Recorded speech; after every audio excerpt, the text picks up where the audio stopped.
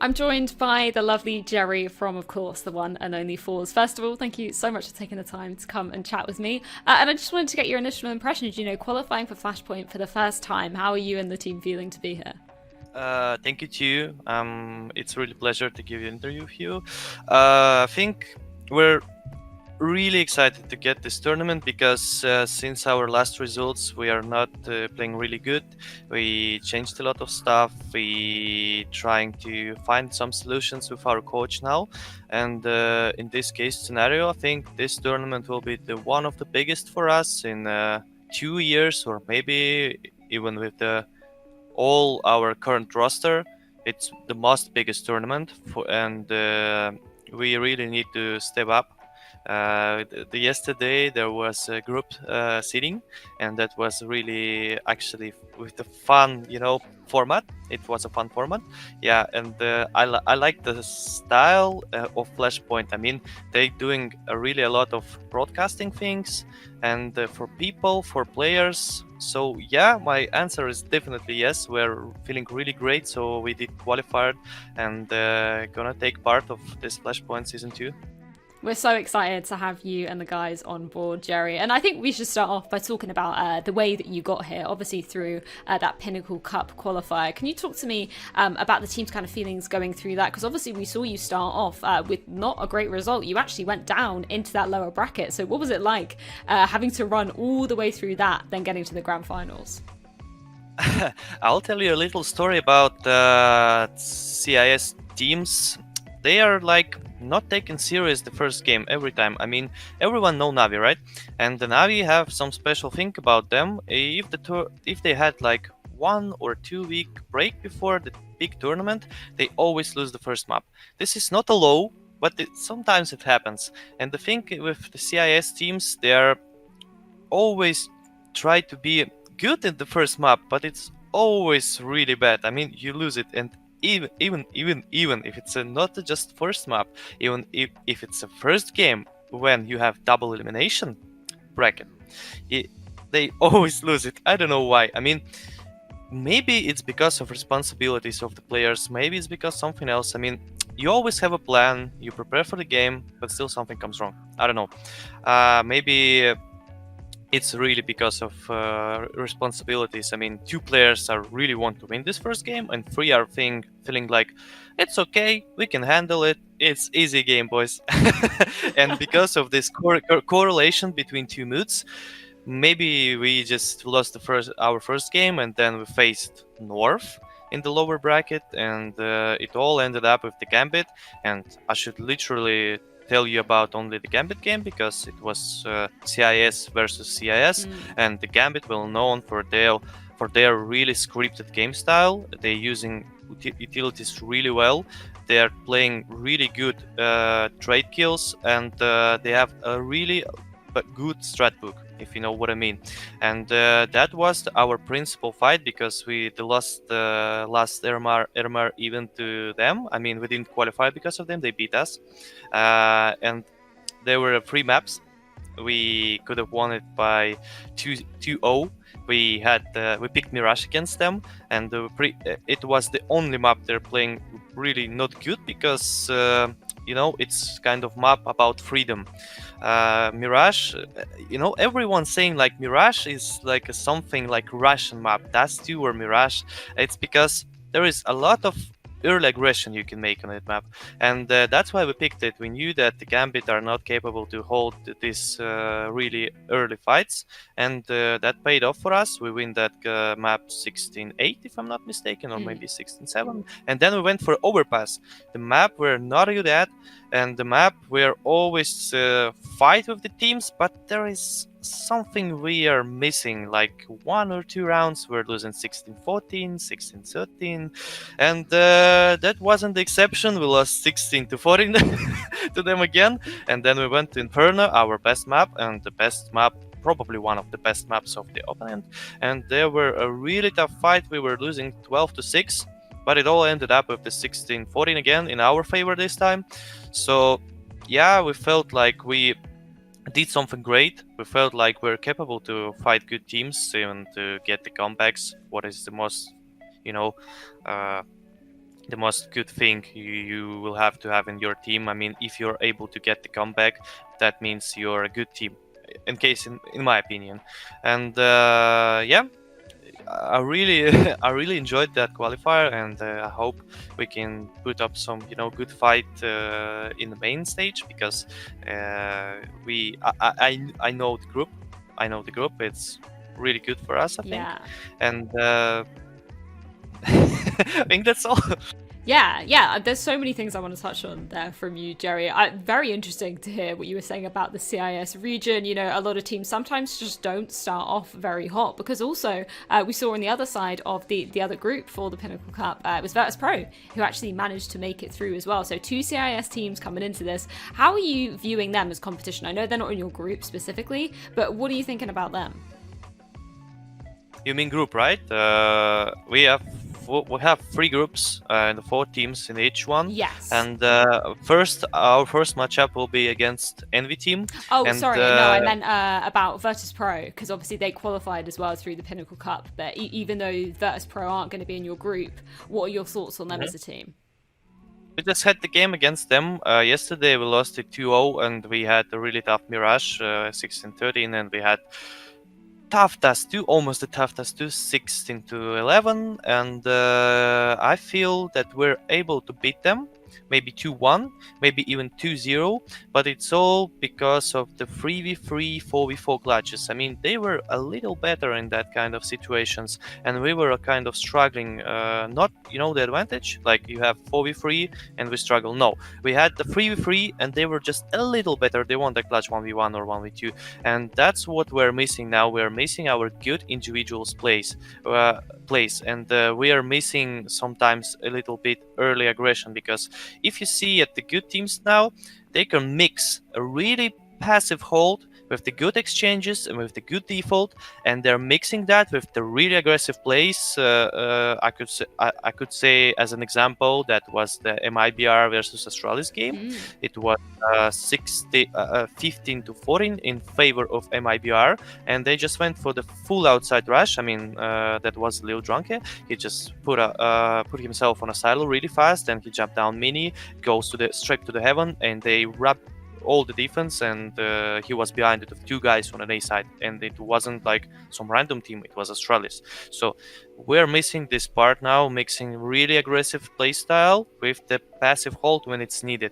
It's, I think, the key we're missing, and the Virtus.pro, they have it now, and that's we are losing to them. It's the missing part. When I want to get it, but sometimes you just can't get what you want. But, Yeah, and let's keep on that subject as well, because obviously MIBR, they're going to be in your group here at Flashpoint. And I know you said that you really wanted to play up against them as well before we knew what the groups were decided to be. And we've seen them, as you said, at Blast, actually looking very impressive. So how are you viewing them as an opponent? What are you thinking of them so far and what they've shown?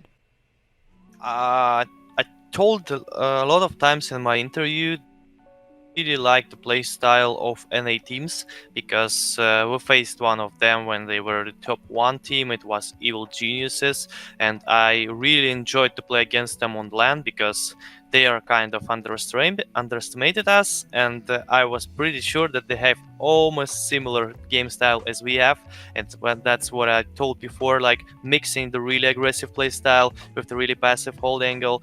And what I like about NA teams, they're really depends on their mood. I mean, if they start well, if they are screaming after they won 5 in a row, 6 in a row, they're getting really, they're cheering for each other. And once you break that, mood line, you're able to get the comeback against them, and that's what I like, because me as a game leader, and I know for my team forZe that we have the same thing. Like, we have a line, and if it's okay with the rounds, if we're trying to fight, like we got 7-8 score, 6-9 score, we're fine. But if we are heavily losing, we need some spike from that line, so we can get back on track. And what I like to play against NA teams, that they have the same problem, and we can fight with each other with that spikes.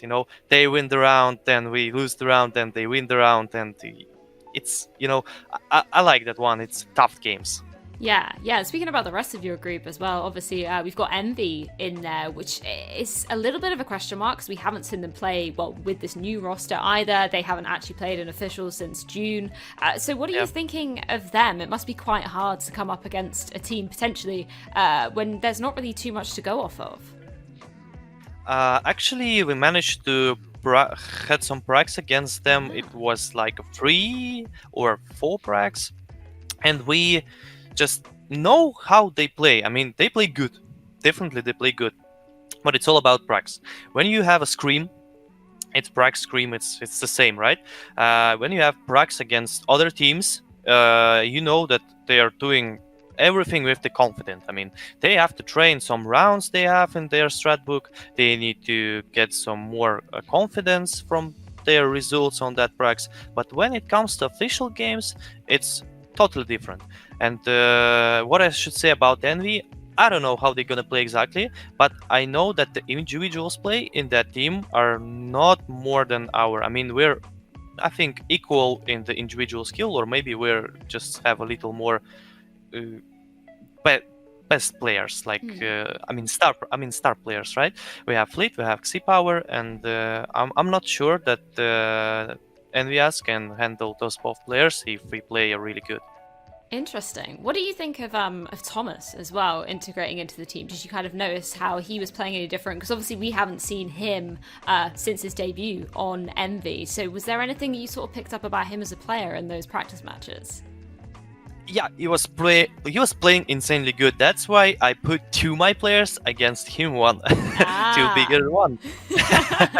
yeah, and he was playing really good. He was beast on that prags. But again, it's prags. When it comes to official, there's a psychological pressure, and it's one single piece can miss out, and you're feeling not good, and everything could happen. So I have 2 players, they have 1. So I think we can handle them. Interesting. I want to pick up on that, the psychological pressure aspect you were saying, because I know you said in a recent interview that you felt like sometimes the downfall of yourself as a team could be underestimating some of the other opponents. So has that been something that you've been working on as a team unit together? We had a really big problem with that underestimating, and I was aware of that problem even a year ago, or maybe more. But the thing is, it's all about in the head of people. I mean, you can talk about this problem for hours. You can have a really big monologue and telling guys you shouldn't do that, and why, and reason. But the thing is, while people don't want to change their mind by their own, you're not able to get inside their head and correct the defense they done. I mean, if the player want to change it, he will do it for sure.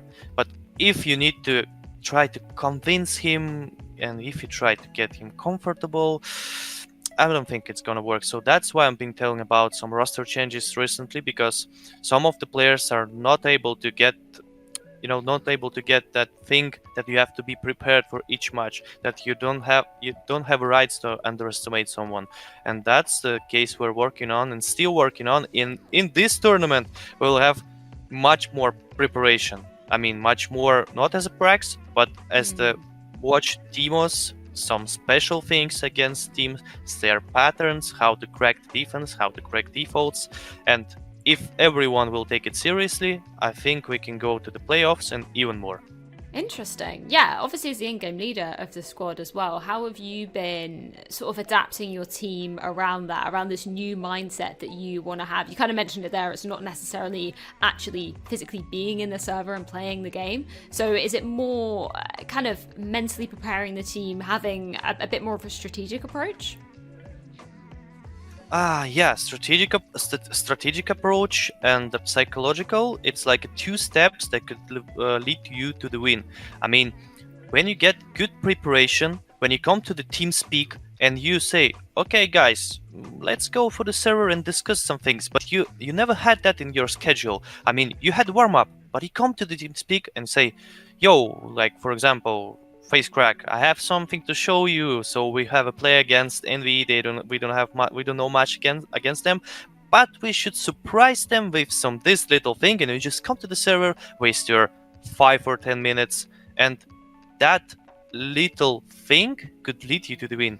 And what about psychology side of this? I think it's depends on the region actually. This is I should take for example Astralis, because they were the best in that big period for 2 years. They were best, but if we consider and think how they did that, we should look at their game approach. They are I watched a lot of their diaries, like how Xipnix does his day, how Device starts his day, and etc. They have a really good regime of the sleeping. I mean, they wake up and go to the sleep at the same time.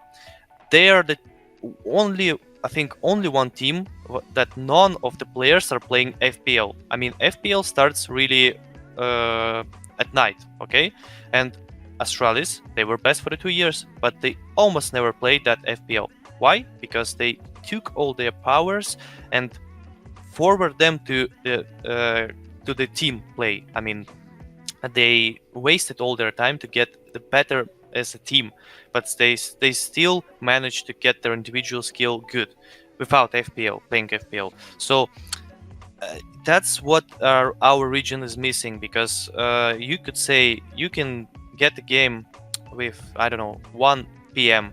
by set, 1 p.m. set, and you have to say your mates will have to wake up 3 hours before a game, so your head and brain will get not the rest, but it will come to the working conditions, okay? But sometimes you can say that to your teammates the day before, but still they manage to come to the team speak 1 hour before with the voice like, I just woke up, guys. and that's this problem here. I mean, I'm pretty sure there's the same problem in A teams, because they are not the best in the all the regions. So I always pay attention and pay respects for the teams from Europe, because they have the best mindset for the game. And that's why I'm trying to get in my team. I want my mates to get the best, but to do that, they don't need only high skill level or good tactics. They need to love this game that much, so they change their sleep regime, so they go and watch the demos against opponents, and not just put that all on me. I mean, I always watching that games, and I prepare my team. But if each of our team, each my teammate watch that demo as well, he will find out something for himself. And this is all about point of view. When you look as a captain, you see the whole picture, the whole desk.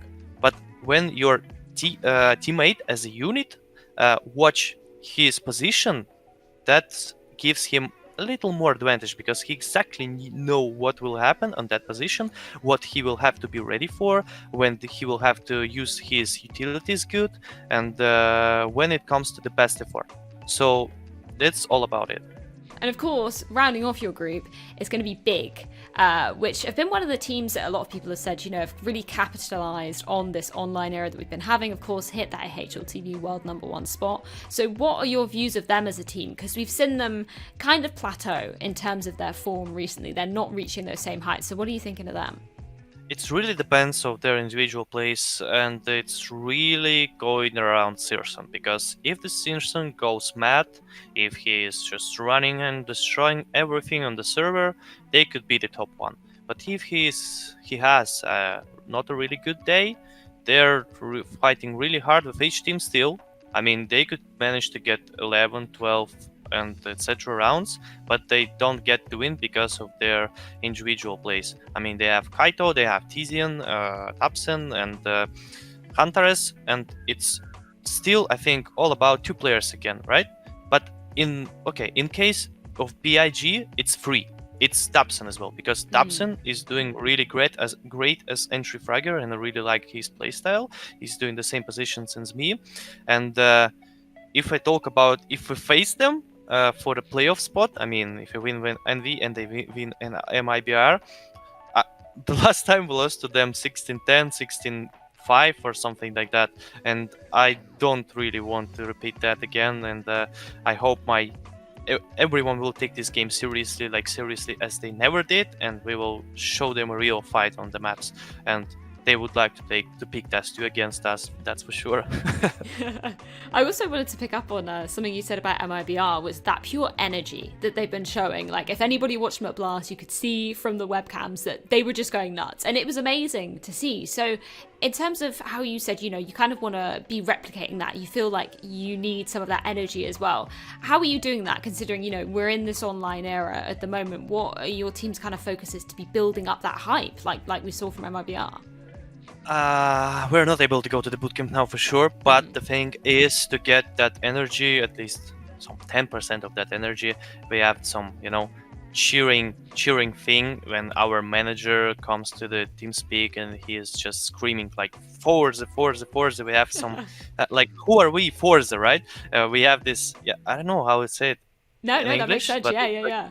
Yeah, it's like some cheering, screaming, okay? Yes. And that's the first case. And the second case, of course, it's because of the mood of players. And when I will join the TeamSpeak before the game, I'll try to get our, energy, our thoughts in game. And when I will be able to get that all in the same direction, I think that energy will comes out. And the most important thing I know about my team is that we will have a good start. So I'll just show the guys how we win pistol. Our coach will help me, and if they truly believe in that, and I think we will get that energy. I mean, we will not scream like the Brazilians did, because not everyone in our team like that actually, but some part of that energy we will have, I think. I love that. And considering as well that you're a squad that's been together for a very long time, in terms of, you look at Counter-Strike teams, you guys have been a unit for over 2 years together now. So in terms of your role as in-game leader, like, how have you been making sure the team is still innovating in this time, still sort of changing and adapting to the methods that we're seeing? Are there any kind of things that you're focusing on specifically in your gameplay at the moment that, you want your team to be bringing forward to Flashpoint? I have two answers for this question. Okay. The first one is the switching of the coach. I mean, I always been, I always had a really good relationship with the coaches, so we can, work together after the workday and think how we can improve our game in terms of strategies, in terms of some pistol rounds and individual plays and etc. We were looking demos and decide what should we do best. But it's not always about the guy from outside. I mean, he watched the whole picture, but he's not inside game. And I had some real good pattern of calling. I was calling it like improvisation. I always been like to watch demos of opponents, and I like to read them. But now we have we have LMBT Sergey, and he is really a guy who wants to know exactly everything about the team, and same for it. He wants same for us. He wants us to be as the machine, but I think we're not really good in this scenario by doing this, scripted defaults with scripted nades. I mean, our game style was really great when we had, more improvisation than rather rounds that everyone know what to do. I mean, as a good team, you always have to have rounds that everyone know what to do in that, and where do they look, when the flash pops, when you should look, and so you won't have mistakes. But sometimes to get the game, to change the pace of the game, to change the score line if you are heavily losing, you will have to do some improvise, so the team, your opponent, will not be able to read you. And that's, I think, what we're missing now. I mean, I will try to do this improvise things in this tournament, because I weren't able to do that every time, because we were trying to focus on that scripted default, scripted all of the smokes and the utilities usage. I think I will try to mix this in this tournament, and I hope this will help my team to get to the playoff at least, or to get just good result, whatever you call it. And in terms of the other teams at Flashpoint, is there anybody that you consider your biggest rivals here, or any teams that you are really, really hungry to be taken down as a squad together?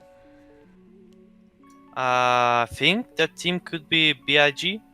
They're in our group. I mean, we had the question and answer show with the Kaito, and he was saying like I want to get forZe in my group because they will not be able to use some cheat bags or etc. He said that, and after that I thought, oh, okay, you will get us in our group and we will have a good fight. Just